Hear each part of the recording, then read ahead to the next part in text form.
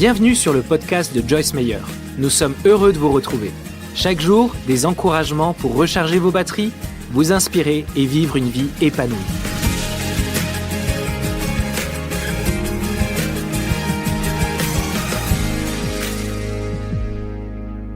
Il y a beaucoup de façons différentes dont nous sommes offensés et probablement beaucoup d'entre vous, et peut-être beaucoup de ceux qui nous regardent à la télé, sont offensés par quelque chose en ce moment. Et peut-être que vous ne croyez pas que c'est si important, mais je crois que vous verrez quand je terminerai que c'est beaucoup plus important que vous ne le croyez. Qui sait ce que c'est que d'avoir une petite peau? C'est comme, tout va bien, mais quand vous la touchez, c'est comme... Et ensuite, vous croyez que tout va bien. Vous vous demandez comment quelque chose d'aussi petit peut faire si mal. Eh bien, je crois que l'offense est comme une petite peau spirituelle. Je crois que c'est comme avoir une petite peau dans votre esprit où il y a cette petite irritation-là, cette petite chose qui vous embête et continuez à penser « Oh, ça n'a pas d'importance du tout ». Mais vous savez, c'est les petits renards qui ravagent les vignes. Et Dieu ne veut pas que nous soyons offensés. Nous pouvons nous offenser des gens. Nous pouvons nous offenser de Dieu. Nous allons en parler un peu ce week-end. Vous savez, il y a des gens ils aiment Dieu, ils croient en Dieu. Ils vont à l'église, mais la vérité est qu'ils sont un petit peu vexés, un petit peu embêtés parce que Dieu n'a pas exaucé leurs prières. Leur vie n'a pas pris la tournure qu'elle aurait dû prendre. Dieu les a un peu déçus. Vous savez, il n'y a aucune raison d'être déçu de Dieu parce que Dieu est parfait et tout ce qu'il fait pour nous est juste. C'est nous qui gaffons, et même si votre vie n'a pas pris la tournure qu'elle aurait dû prendre, cela ne veut pas dire que le plan de Dieu n'est pas meilleur que le vôtre si seulement vous lui cédiez. Amen. Et nous pouvons nous offenser de nous-mêmes. Je vais faire tout un enseignement là-dessus pendant que je suis ici. Nous nous offensons du gouvernement. Oui, il en est beaucoup question aujourd'hui, bonté divine. Nous nous offensons parce que nous avons des ennuis dans notre vie. Nous nous offensons des magasins où nous faisons nos courses. Magasins de vêtements, de l'épicerie. Un jeune homme a partagé ceci avec moi l'autre jour et j'ai pensé qu'il ne sait vraiment pas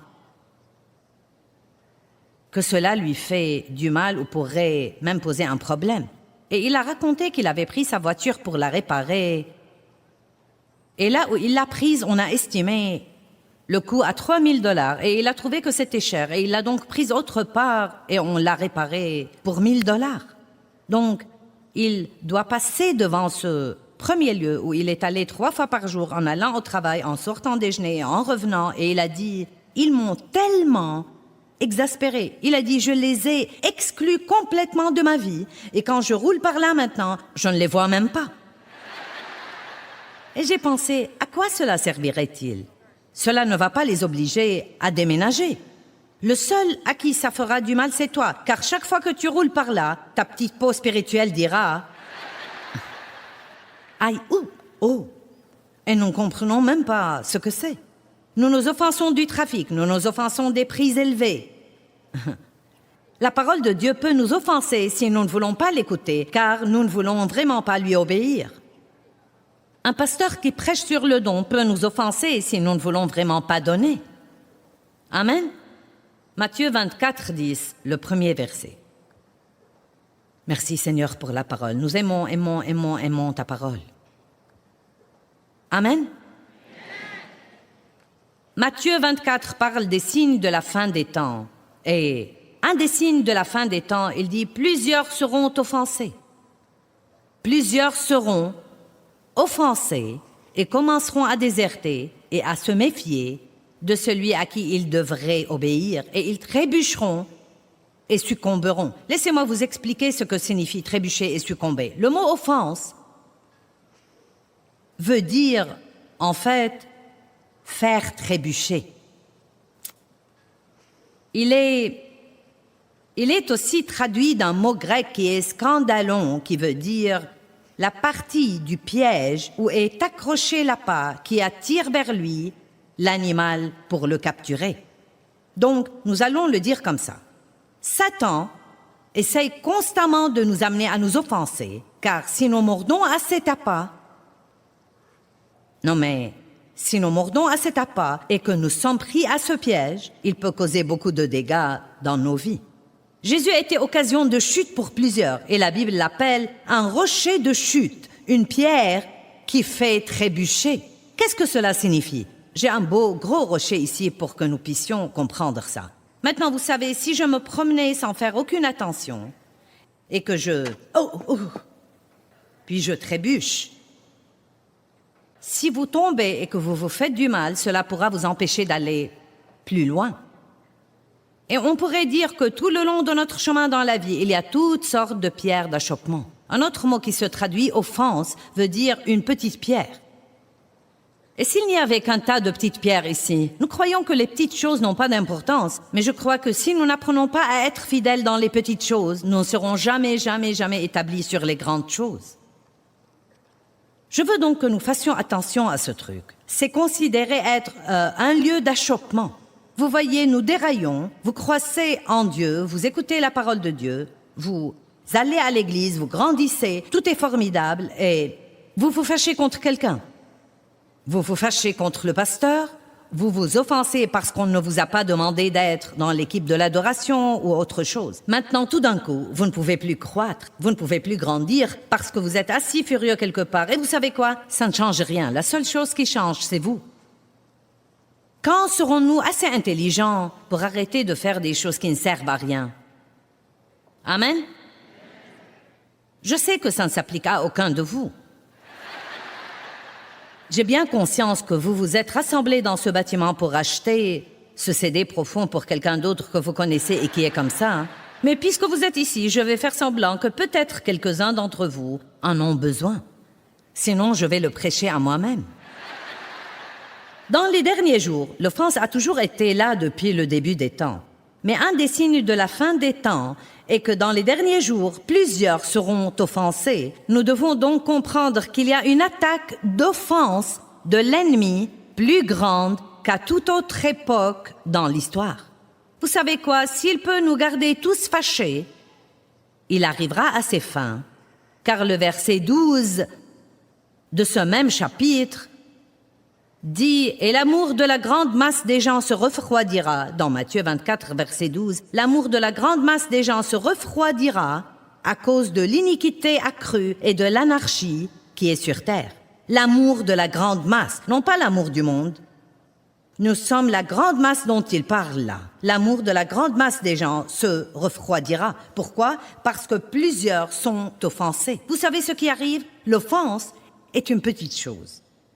Juste un petit quelque chose qui arrive et vous embête, puis un autre petit quelque chose arrive, puis un autre petit quelque chose arrive, et nous croyons que toutes ces petites choses ne font pas de différence, et donc nous allons à l'église, et nous avons ces petites choses en nous, et nous lisons notre Bible, et nous avons ces petites choses en nous, et nous prions, et nous avons ces petites choses en nous, puis nous voyons peut-être quelqu'un contre qui nous avons une de ces petites choses en nous, et nous allons plutôt de l'autre côté, où nous avons plutôt ce petit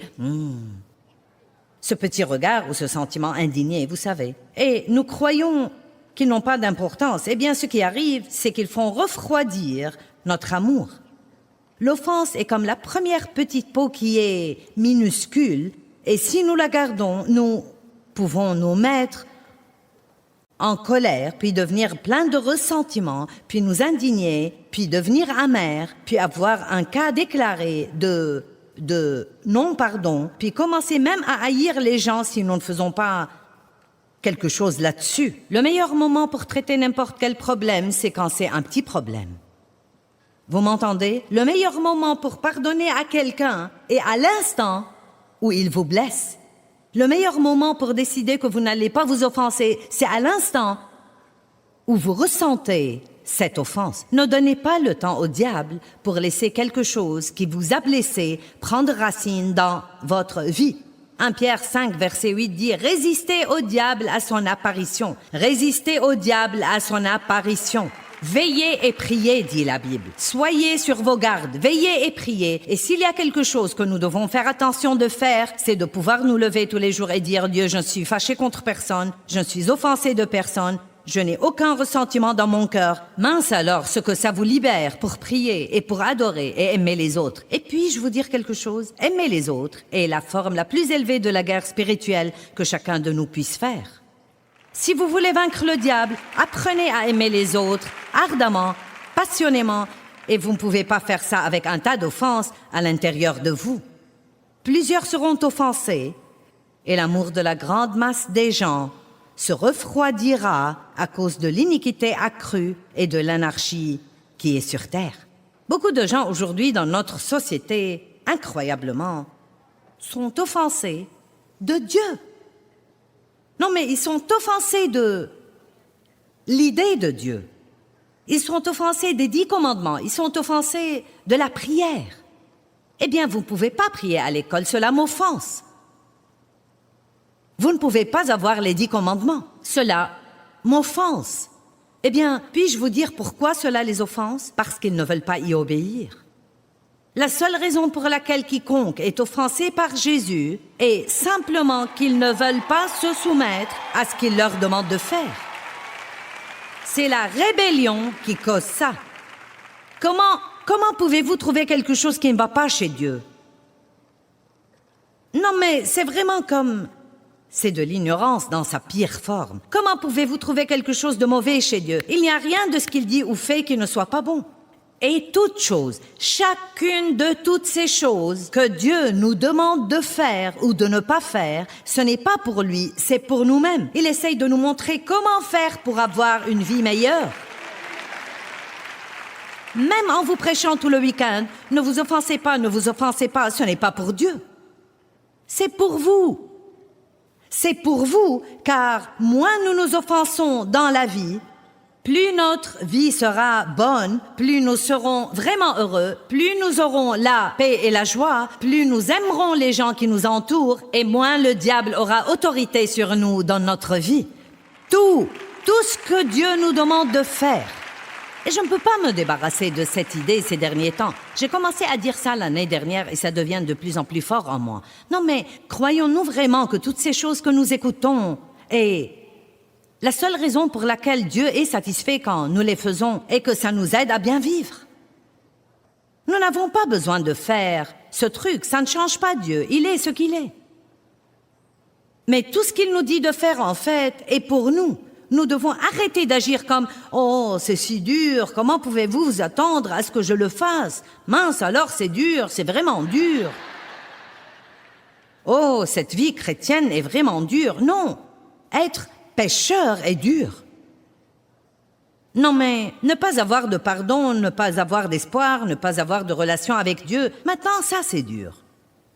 N'oubliez donc pas, tous ceux qui essayent de se débarrasser de Dieu, la seule raison pour laquelle ils ne veulent pas Dieu est qu'ils ne veulent pas faire ce que Dieu leur dit de faire. S'ils croyaient qu'ils pourraient faire tout ce qu'ils voudraient faire et avoir Dieu, ils croiraient tout ça.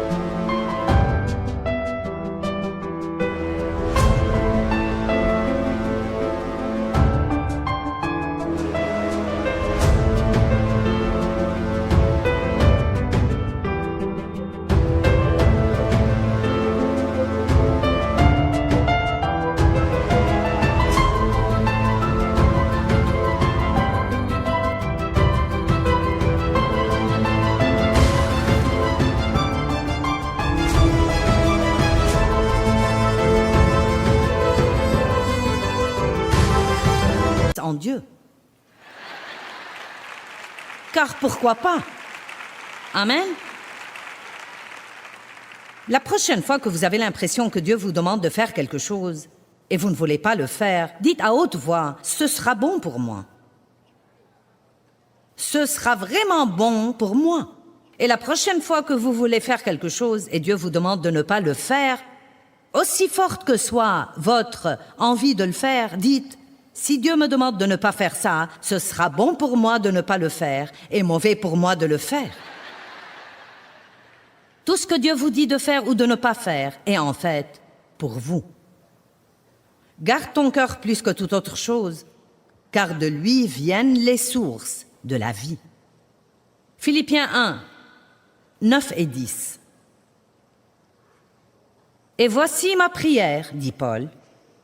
Voici ma prière, que votre amour abonde de plus en plus et s'étende vers son développement complet en connaissance et en perspicacité, et que votre amour se manifeste dans une plus grande profondeur de connaissance et de discernement plus complet, pour que vous appreniez à discerner ce qui est essentiel et à approuver et estimer ce qui est excellent et de valeur réelle, reconnaissant le plus noble et le meilleur et discernant les différences morales, afin que vous soyez non corrompus et purs et infaillibles et irréprochables, pour qu'avec des cœurs sincères et certains et sans tache, vous puissiez vous approcher du jour de Christ sans trébucher ni amener les autres à trébucher. N'oubliez pas, l'offense est une pierre d'achoppement.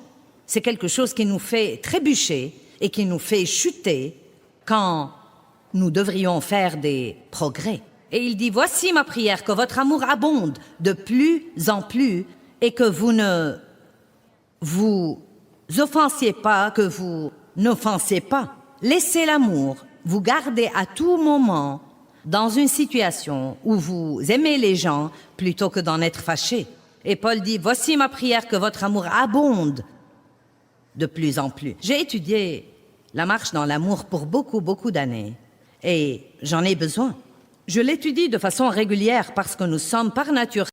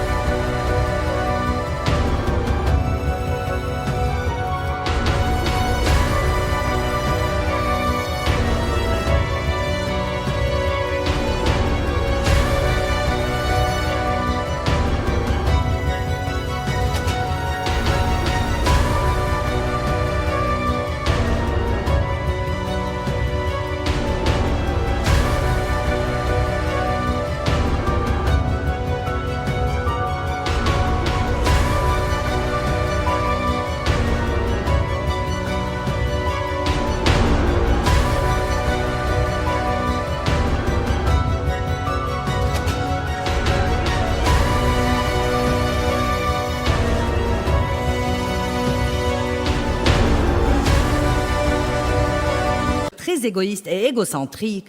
Et donc, je trouve qu'étudier l'amour me fait du bien et me rend heureuse plus que n'importe quoi d'autre. J'ai découvert que plus j'aime les autres, plus je suis heureuse. Je ne sais pas comment fonctionnent ces maths, mais c'est la vérité. Plus vous aimez les autres, plus vous vous oubliez, plus vous arrêtez d'essayer de faire les choses pour vous-même et que vous les faites pour les autres, plus Dieu fera pour vous et plus vous serez heureuse. C'est tellement bizarre, n'est-ce pas? Ça a peut-être l'air d'une chose de Dieu. Car la plupart des choses que Dieu fait ne sont pas calculées selon le système du monde. Les premiers seront les derniers seront les premiers. Si vous voulez plus, donnez une partie de ce que vous avez. C'est comme, quoi encore? Si vous voulez être heureux, n'essayez pas de vous rendre heureux. Rendez quelqu'un d'autre heureux et vous serez heureux. C'est comme, waouh! Et ça marche vraiment. Le psaume 119-165 dit « Grande est la paix de ceux qui aiment ta loi. Rien ne les offensera ni les fera trébucher. » Maintenant, parlons de nouveau des types d'offenses. 7 types d'offenses. Nous pouvons nous offenser. Ne t'en offense pas, nous disons. Ne t'offense pas. Eh bien, voyez, quand nous avons la possibilité de nous offenser, c'est à prendre ou à laisser. Nous ne sommes pas obligés de la prendre. Ce n'est pas parce que l'occasion est là pour nous offenser que nous devons la prendre. En fait, nous pouvons même dire à voix basse, « Je ne vais pas prendre ça. » Je refuse de m'offenser. Je n'ai pas le temps de toucher à ça. Savez-vous que l'offense, comprenez bien ça. Si vous oubliez toute chose, car je sais que parfois nous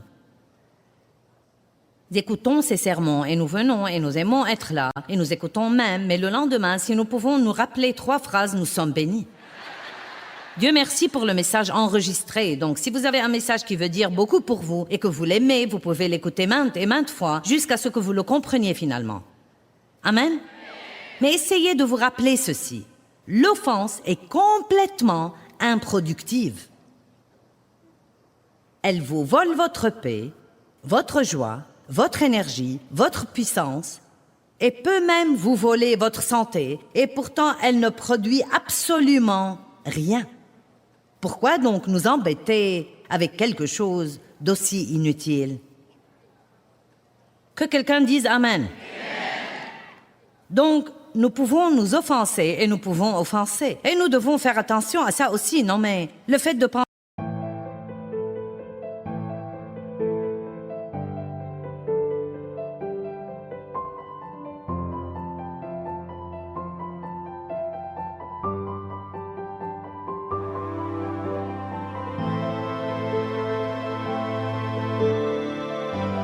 un peu avant de dire quelque chose peut épargner à tant de gens de devoir essayer de lutter pour ne pas être blessés.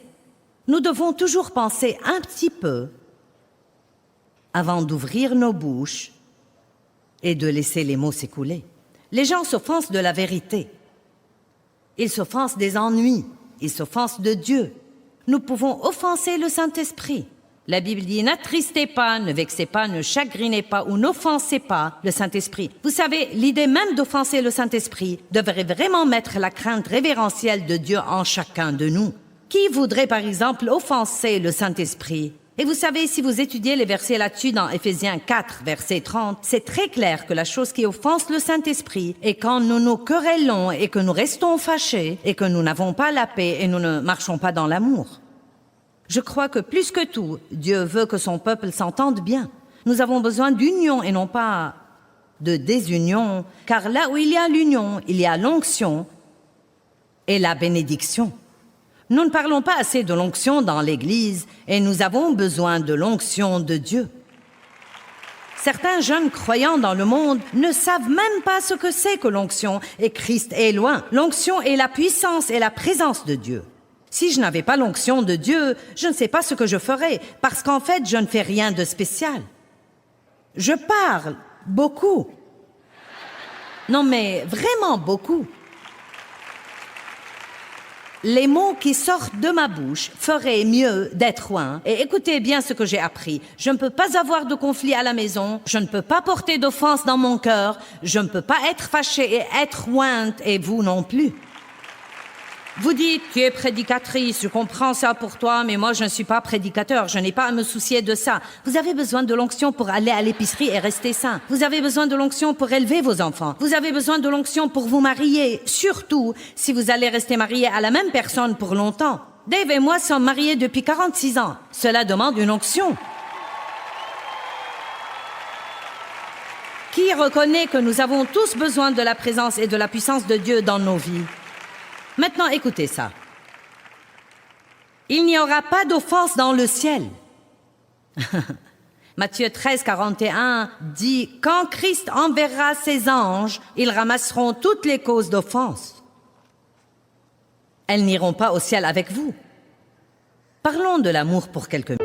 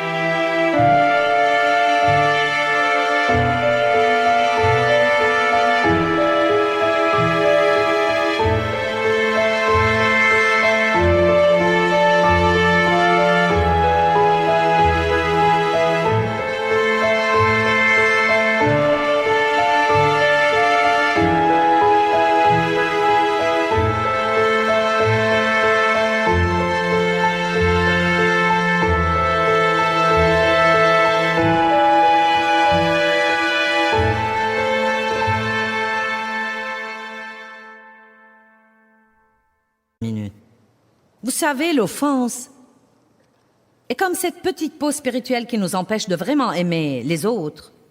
Et quand nous avons le non-pardon ou...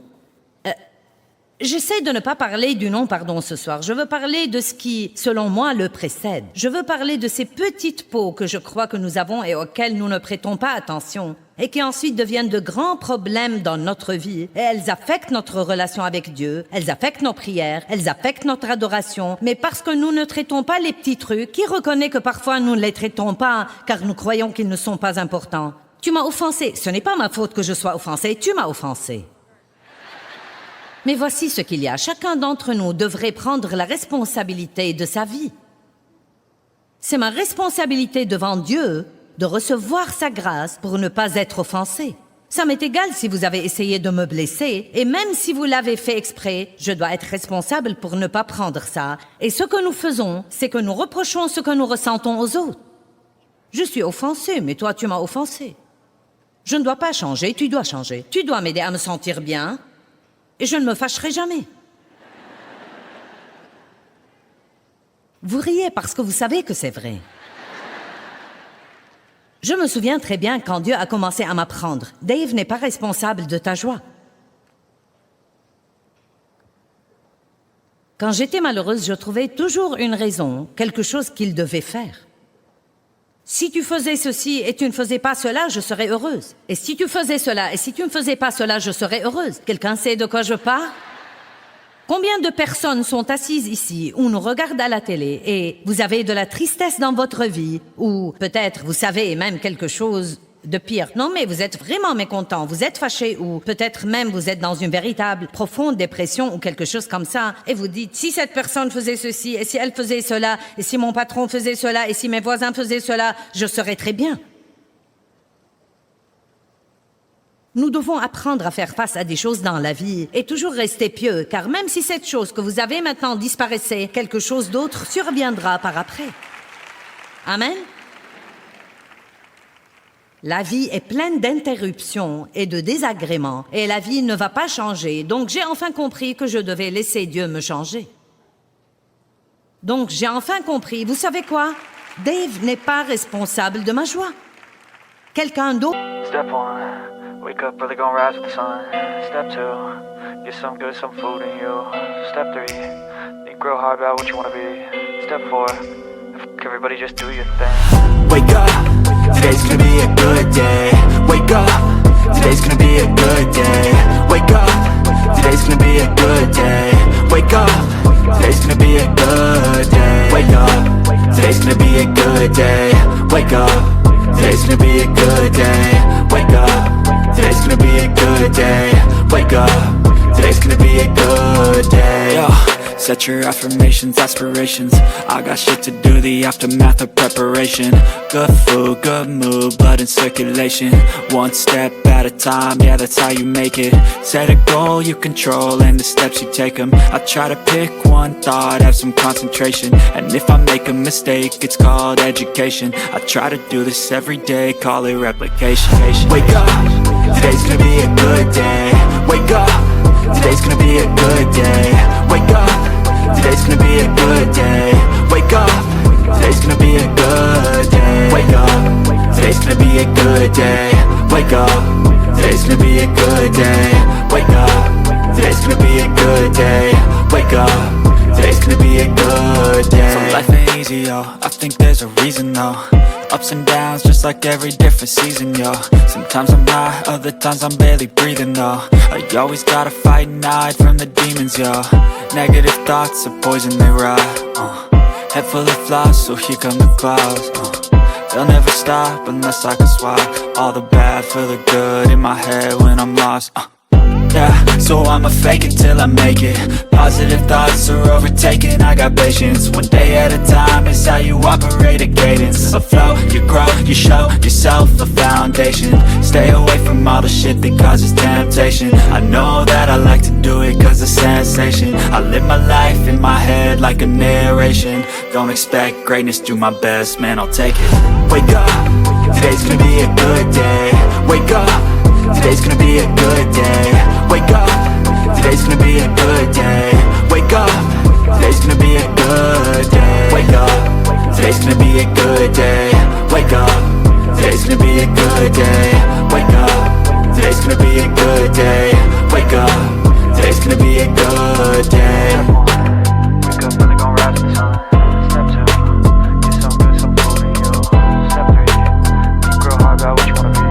Step 4, everybody just do your thing. L'autre n'est pas responsable de me garder satisfaite tout le temps. Ce n'est pas la responsabilité de quelqu'un d'autre de m'aider à me sentir bien tout le temps et de m'aider à me sentir en sécurité. C'est ma responsabilité de savoir qui je suis en Christ et de recevoir ce dont j'ai besoin de lui et d'être forte dans le Seigneur et dans la puissance de sa force. À ce moment-là, je ne peux pas être manipulée par tous les autres et ce qu'ils décident de faire ou de ne pas faire à n'importe quel moment. Allez! Vous savez, c'est vraiment important que nous apprenions à reconnaître et à résister à la tentation de nous offenser si nous voulons avoir la paix, la joie et la puissance de Dieu dans nos vies. N'oubliez pas, si nous nous permettons d'être offensés, nous entravons le plan de Dieu pour nous dans tous les domaines de la vie.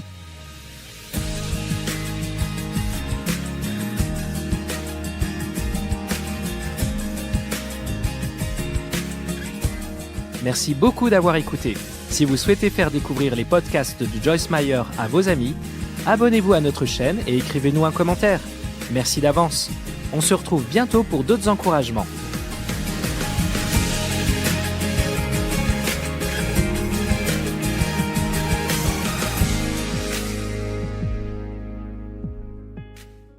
Thôi mong chờ vậy sao bật khóc trong ngu ngơ.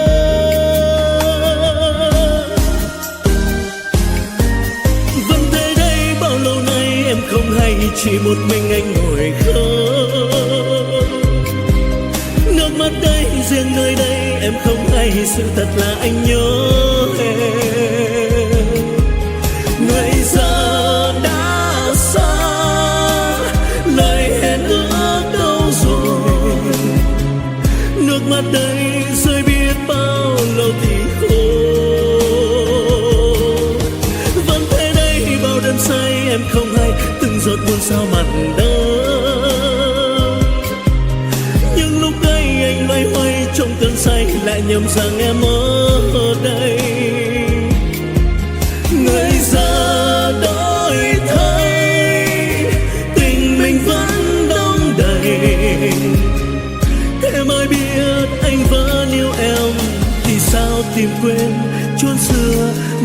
ta quen.